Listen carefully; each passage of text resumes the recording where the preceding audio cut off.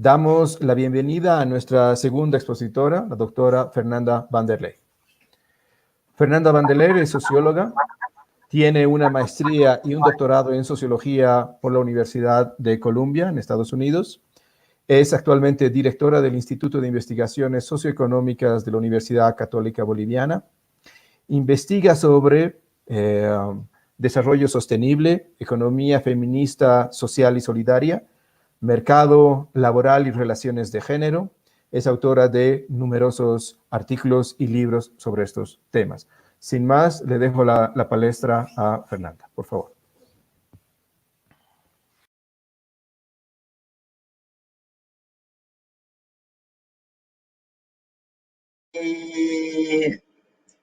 Quisiera ver si ya está compartiendo mi pantalla. Ahora sí. Entonces tengo que poner acá. ¿Ya está? ¿Me pueden dar un feedback? Sí, ya está. Ya podemos ver tu pantalla. Adelante. ¿Está bien? Un momento. Aquí tengo que poner. Bien, muy buenas tardes.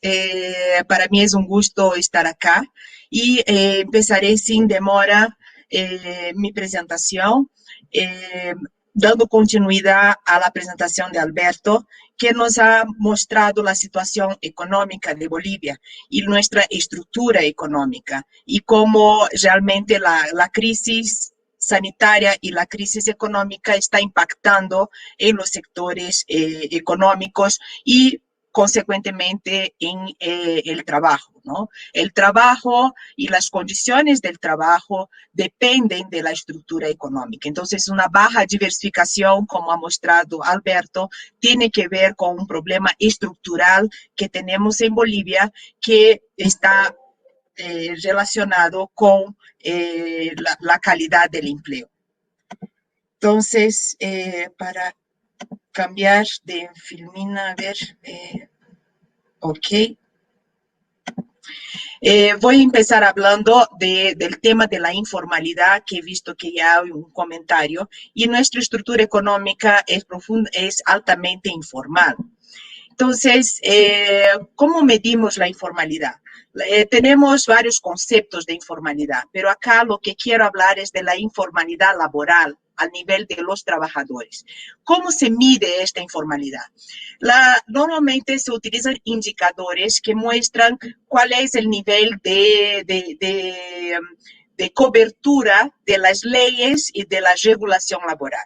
Sí, en general se utiliza dos indicadores, el nivel de afiliación al seguro de salud y el nivel de afiliación a la jubilación contributiva como indicadores que nos muestran el grado de formalidad en el sentido de cobertura de la legislación, de los beneficios sociales, de la regulación del trabajo. Y como podemos ver, si vemos por afiliación al seguro de salud, podemos decir que el 71% del total de los trabajadores y trabajadoras en Bolivia están en una situación de informalidad. Cuando vemos por contribución a una AFP, a una jubilación, vemos que este número asciende a 80%. También vemos que esa situación de informalidad, que es muy grande, afecta principalmente a los trabajadores que no son asalariados, ¿no? Casi el 90% de los trabajadores, en el caso de las AFPs, están en una situación, 95% están en una situación de informalidad. Pero también nos llama la atención que los asalariados, alrededor de un 50% de los asalariados, también están en una situación de informalidad, sea por el indicador de afiliación a un seguro de salud, sea por una situación de contribución a una jubilación. Por lo tanto, esa es nuestra realidad de muchísima informalidad, de una altísima informalidad que es estructural. Los cuadros también muestran que hemos mejorado, pero una mejora muy suave y muy insuficiente. Eso tiene que ver con una estructura laboral que no ha cambiado. y que está dominada por el sector familiar, por unidades que son menores a 4 trabajadores, por trabajadores que generan sus propias fuentes de empleo, ¿no? Y principalmente en el sector terciario, ¿no? Que en nuestro caso, en Bolivia, es un sector de muy baja productividad y muy desconectado con el sector productivo, manufacturero y también, y eso es un problema serio que tiene que ver con una estructura con muy baja diversificación, muy dependiente todavía de la exportación de muy pocos productos, minerales, hidrocarburos, soya, con bajo valor agregado. Y con todos los problemas que Alberto ha mostrado en términos de caída, de demanda y de precio. Ya entrando al segundo tema del trabajo, ¿cuál es la situación del trabajo infantil, juvenil y de las desigualdades de generación? ¿No? Pese a que en Bolivia, por nuestra ley, el trabajo infantil está prohibido y está solo permitido el trabajo a partir de los 14 años, pero la infancia incluye hasta los 18. Entonces ya tenemos una franja de trabajadores adolescentes que pueden trabajar, pero no es lo ideal, porque sabemos que el ingreso temprano al mercado laboral tiene un costo en términos de formación y por lo tanto también de capital humano y de oportunidades futuras. Aquí en este cuadro vemos que a partir de los 10 años, como vemos acá, hasta los 18 años, ya tenemos un porcentaje importante de población infantil inserta al mercado laboral. A los 10 años, alrededor de un 8%, vamos subiendo, llegamos a los 14, ya tenemos casi un 22% de la población ya inserta al mercado de trabajo, o ocupadas o buscando trabajo, y eso sube hasta casi un 37% a los 18 años. Ahora, también es importante desagregar un poco esta información y ver cuál es la situación del trabajo tanto infantil a partir de los 14 años, cuanto del trabajo juvenil, que se calcula a partir de los 18 hasta los 30 años. Y vemos que primero esos cuadros nos muestran, que estos son los últimos datos oficiales del INE, muestran que hay una inserción laboral muy temprana al mercado laboral, ¿no? Tenemos alrededor de un 33% de 18 a 24 años que solo trabajan, un 12% que trabaja y estudia, ¿no? Y solo un 40% que solo estudia entre 18 y 24 años. Pero también este cuadro nos muestra una realidad que también es preocupante, que es la población adolescente o juvenil que ni estudia ni trabaja, ¿no? Entonces, y que va aumentando con la edad. Eso también es algo que hay que preocuparse. Otra realidad importante es ver que los que todavía están en edad de trabajar en secundaria, un 20% trabaja, tiene horas promedios de 20%. O sea, más o menos tenemos una media jornada que está dedicada a trabajar y probablemente otro porcentaje a estudiar. Y también lo que podemos ver es que la tasa de desempleo de los de entre 18 y 24 años está muy por encima del promedio nacional, que es alrededor del 4%, como vamos a ver. O sea, tienen más dificultades de encontrar empleo, ¿no?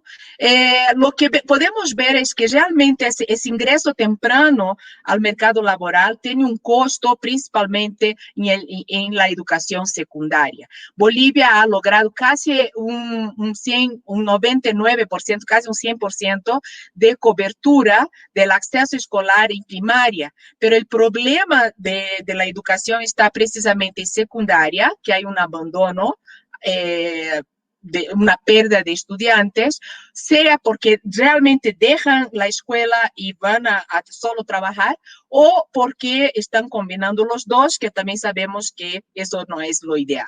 Y un déficit en la educación inicial, que también tiene consecuencias serias en el aprovechamiento de la educación a niveles siguientes, que vamos a hablar un poquito más adelante. Ahora entramos a la situación del trabajo de las mujeres, ¿no? Y las desigualdades de género. Lo que podemos ver es que todavía de las mujeres en edad de trabajar tenemos a un 63% que sí están en actividades remuneradas, ¿no? Y por lo tanto, el otro 35% más o menos están, solo se dedican a actividades no remuneradas, o sea, están en trabajos no remunerados. Ahora, este cuadro de abajo nos muestra una cifra también muy preocupante, que esos son los últimos datos, es el cuarto trimestre de 2019 y ese es el primer trimestre de 2020. ¿No? Enero, febrero y marzo. Y lo que vemos es que no hubo, estos también son datos del INE, vemos que mantenemos un porcentaje altísimo de mujeres que generan sus propias fuentes de trabajo. O sea, del total de las mujeres que están en actividades remuneradas, tenemos el último dato, un 73% que no son asalariadas y un 27% que son asalariadas. De esos 27%, alrededor de casi un 4% son trabajadoras del hogar, ¿ya? Siguiendo, tenemos el tema de cuál es la situación. Y también acá vemos que las mujeres, la situación de informalidad es para hombres y mujeres. Pero vemos que un 81% de las mujeres ocupadas están en una situación de informalidad si la miramos por jubilación contributiva. Y un 68% si lo miramos por seguro, algún seguro de salud. Ahora, ese seguro de salud puede venir no por ellas, no por su trabajo, pero sí por el trabajo del esposo. Entonces, eso puede ser una de las razones y que la informalidad realmente por pensión contributiva es el indicador más seguro.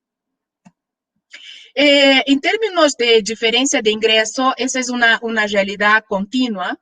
Las mujeres siguen recibiendo menos ingresos que los varones en general cuando miramos por varias perspectivas. Este indicador acá, que podemos ver de 2018, que es el último disponible, vemos que para cada 100 bolivianos que recibe un varón, en promedio recibe las mujeres 80 bolivianos, ¿no? Pero vemos también en este cuadro de arriba que cuanto más bajo es el nivel educativo de las mujeres, más alta es la brecha. Entonces, por ejemplo, con 0 a 5 años de educación de las trabajadoras, para 100 bolivianos que recibe un varón, más o menos se recibe un 69%, 69 bolivianos. Y esta brecha se mantiene con 13 años y más de educación. O sea, a cada 100 bolivianos que recibe un varón, en promedio, una mujer recibe 80 bolivianos, ¿no? Si vemos también por ramas de actividad, vemos diferencias muy importantes. Aquí también vemos que las brechas son menores en la administración pública, ¿no? Donde a cada 100 bolivianos de un varón, 90 bolivianos para una mujer, en promedio, pero en otros sectores, como es el caso de la agricultura o la manufactura, la brecha es mucho mayor. Casi estamos hablando de un 50, un 60% menos para las mujeres. Agora, essa situação é um dos fatores centrais para entender a persistência de patrões diferenciados de inserção das mulheres, é que temos que mirar a jornada laboral completa de las mulheres e de los varones. Que implica isso? Que para poder sobreviver, necessitamos combinar el tiempo, que es un recurso escaso, entre actividades que son remuneradas y actividades no remuneradas. Para poder medir eso, necesitamos de encuestas de uso del tiempo, que Bolivia no tiene. Por eso este cuadro no incluye Bolivia. Pero lo que vemos de manera general, y algunos estudios en Bolivia muestran que Bolivia repite este patrón, es que la jornada laboral completa incluyendo trabajo remunerado y no remunerado, para las mujeres, que es en verde, es mayor en cada país, ¿no? En general, ¿no? Que los varones. Pero la distribución es el problema. Las mujeres dedican mucho más tiempo a actividades no remuneradas que las actividades remuneradas. Y eso pasa, ¿por qué? Porque hay una distribución desigual del trabajo no remunerado, el trabajo de cuidado, el trabajo en la casa, que en la pandemia hemos visto que es central para la sostenibilidad de la vida, ¿no? Pero también eso tiene que ver no solo con una mala distribución dentro del hogar, pero también con contextos de sociedades que no tienen políticas de cuidado, no tienen servicios de cuidado. Por lo tanto, no hay una corresponsabilidad entre toda la sociedad y con un rol del Estado fundamental para apoyar a las familias en el trabajo de cuidado, que es central para la sostenibilidad de la vida. Y esto podemos ver con este gráfico. Solo el 12,5% del total de niños y niñas menores a 5 años asiste a un centro infantil, según las encuestas de hogares, la última información que tenemos. Y eso es muy grave, ¿no? Porque además de los problemas que genera para las mujeres, ¿no? Que todavía son las que asumen más este trabajo, como hemos visto en el gráfico anterior, también no tener el acceso a la educación temprana, eso también tiene secuelas para los incentivos y para el desarrollo y el aprovechamiento escolar de los niños y niñas. Ahora, ya lo vamos a ver. Y también podemos ver ese bajo nivel de políticas de cuidado cuando vemos también el acceso de los niños, niñas y adolescentes a servicios de salud. Este cuadro de acá, a la izquierda, a la derecha, lo que podemos ver es que efectivamente los bonos, Juana Zurduy, etcétera, han incrementado el acceso que en los primeros años de vida llega a un 80% del total de los niños tienen acceso a un servicio, pero cae a 30% a partir de los 5 años. Entonces, aquí vemos cómo las políticas sociales, las políticas laborales y las posibilidades de desarrollo laboral están conectadas. ¿Qué pasa? Cuando no tenemos esas políticas de cuidado, no tenemos esos servicios de cuidado, tenemos la reproducción de las desigualdades tanto de género como de generación. ¿Qué pasa? Como el tiempo es un recurso escaso y hay esa desigual distribución del trabajo, las mujeres se ven en la situación de restringir sus alternativas laborales para poder conciliar, ¿no? El trabajo remunerado de cuidado y el trabajo remunerado.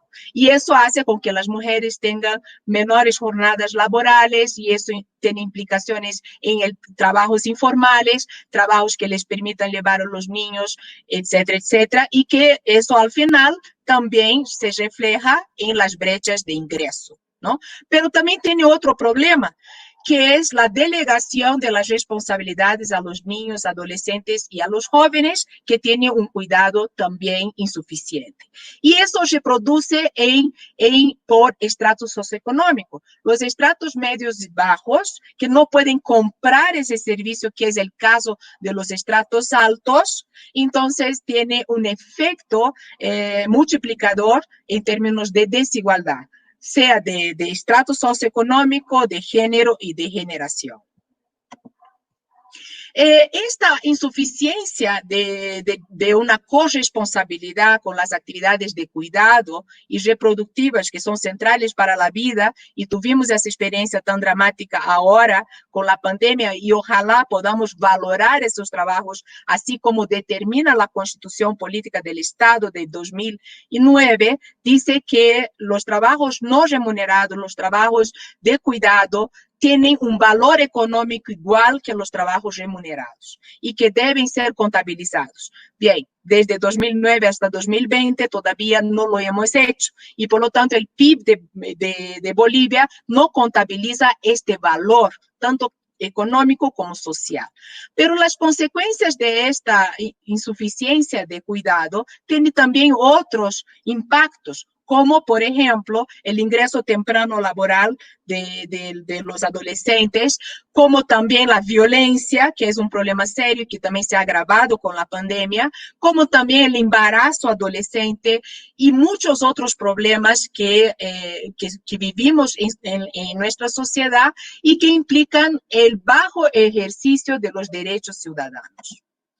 Bien, la pandemia ha agudizado todos esos problemas de vulnerabilidad, principalmente para aquellas mujeres, para aquellos jóvenes, para hombres que están en situación de informalidad, en trabajos informales, precarios, y peor si todavía son jefes de hogar, y sabemos que las mujeres son las principales jefes de hogar. Los impactos directos sobre los ingresos, también sobre las actividades de cuidado, y eso todo redunda impactos en la calidad de vida, ¿no? Sin mencionar el tema también del incremento de la violencia.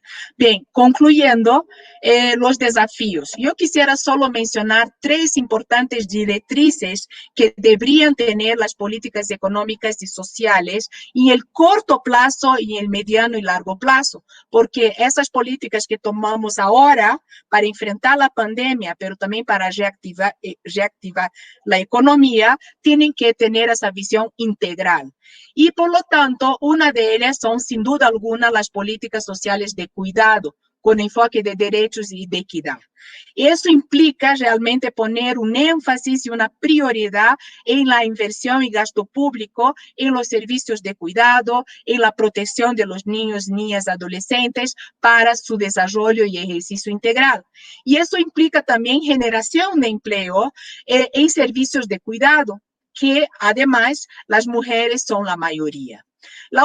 Otro lineamiento importante es la priorización de la inversión pública para la reactivación económica, que se focalice en los sectores específicos que son generadores de empleo, de trabajo para mujeres, para los jóvenes y, por supuesto, en sectores sostenibles ambientalmente, que eso es algo que es la gran importancia de esta reactivación económica para que no volvamos a la antigua normalidad y que más bien podamos dar un salto a la nueva normalidad. Y otra línea importante es también pensar que tenemos un régimen laboral muy fragmentado y de bajo cumplimiento. Entonces, tenemos una ley general de trabajo para un sector, tenemos la ley de los funcionarios públicos para otro sector, tenemos la ley para los servidores de salud, que es otro. Entonces, tenemos un problema serio de regulación y una baja capacidad de realmente cumplimiento. Y eso para no dejar de hablar también de las trabajadoras del hogar, que también tienen un régimen especial.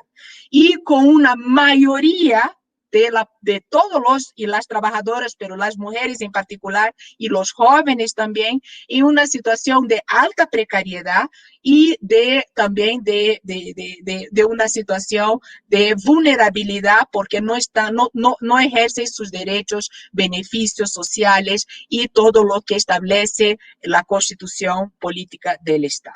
Bien, solo para ya finalizar, las políticas sociales de cuidado yo creo que son centrales y eso es lo que tenemos que exigir de los programas de gobierno para las próximas elecciones. Y las políticas de cuidado no están solo para la primera infancia. Las políticas de cuidado están para toda la población que necesita cuidado. Ahora en Bolivia tenemos una mayoría que son de infancia, o sea, de 0 a 18 años. Y esa que es muy diferente de los países desarrollados. Por lo tanto, esta es una población que más requiere cuidado. Entonces, necesitamos políticas que, sin duda alguna, pongan énfasis en el acceso a la educación inicial, a servicios de cuidado inicial, pero también que complementen la escuela y la salud a los niños ya escolarizados a partir de los 5 años y que tengan especificidades por grupo etario. Es muy diferente tener un servicio de cuidado, por ejemplo, hasta los 5, servicios de cuidado de 5 a 12 y servicios de cuidado de 13 a 18 años. Y para hacer esas políticas tenemos ya normativas internacionales, que solo estoy mostrando algunas en la pantalla, que nos dan orientaciones y directrices muy claras que están ya siguiendo otros países. Bien, con eso termino. Muchas gracias. Muchas gracias, Fernanda, por una excelente exposición.